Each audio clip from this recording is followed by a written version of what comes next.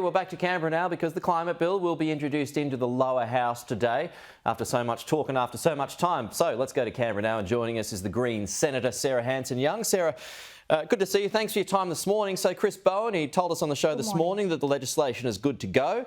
Are the Greens on board? Well, we haven't seen the legislation as it's going to be introduced this morning, so we obviously look forward to that, and we're in discussions with the government.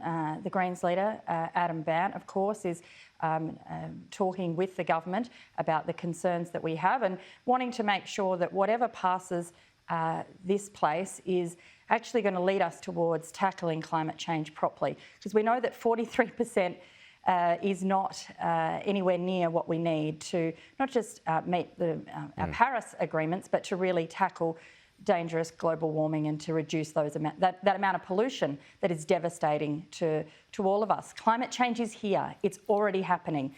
We do need to act, but we need to act faster and quicker. So what's the hold-up at the moment? I know you say you're still waiting to see the legislation in its current form, but what's the hold-up? What don't you like about it as it stands? Well, obviously that 43% is too low, but what else does it do, and how do we make sure we can have an effective ratcheting up model? That is that we can increase the ambition rather than have a handbrake on ambition, making sure that we acknowledge that the big driver here for dangerous global warming is more coal and gas, and at this point that is not in the legislation, that is not on the table from the government, and that is a problem. The 43% is though, is that, so you need more than that? 43%, well, absolutely, and in fact we're required to do more than that. Well, we need to make sure that there is a legitimate and genuine ability to increase ambition. So we've talked about those concerns of making sure things are not a ceiling, and that there is a clear and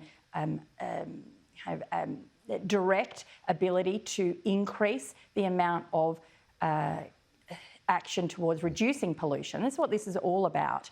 But you can't, what's the point of having one target and then also saying, but over here we're going to keep opening up new coal and gas mines and making the whole situation worse? You can't put out the fire if you continue to pour more petrol on it. Are talks in any danger of falling over?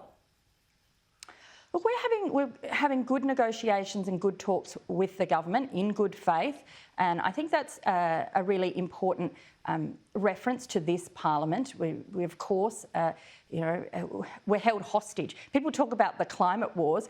Well, we've been held hostage by the previous government and their fossil fuel mates who didn't want any type of action. So at least we're talking, and we're all wanting to head somewhat in the same direction. The issue is making sure it's faster, it's effective, and it actually deals with the problem. And if you can't keep doing that, you can't do that if you keep, on the other hand, opening up new coal and gas mines, or indeed funding the fossil fuel industry through subsidies. And we talk about the war, well, we've got to stop funding the enemy.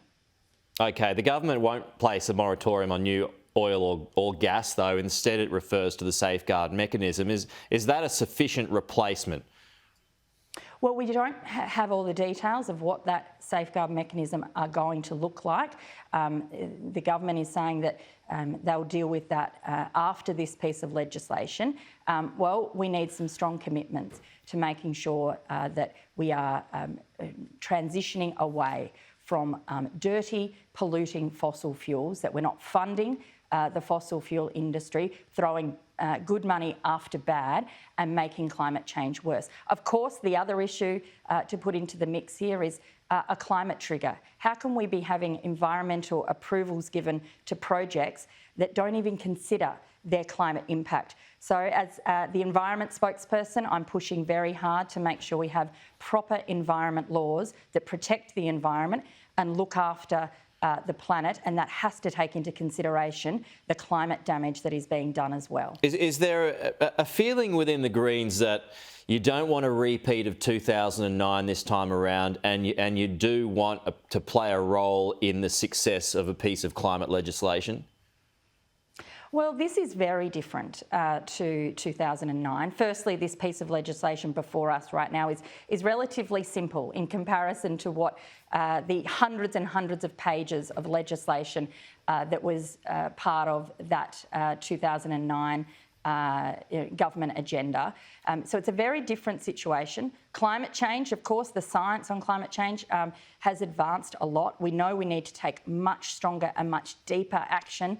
The scientists keep warning us that we're running out of time. But of course, in this parliament, this was a parliament elected off the back of the climate election. There is a desire and a desperation for people right across the country for this parliament to do more, not less. And we're at the table, we're talking with the government, but we have been told very clearly from hundreds of thousands, millions of Australians that they want the parliament to respond to the science. And that means we have to go harder, faster, and we've got to get out of coal and gas. Sarah Hanson-Young, we'll leave it there. The Green Senator coming us live from Canberra. Thank you, Sarah.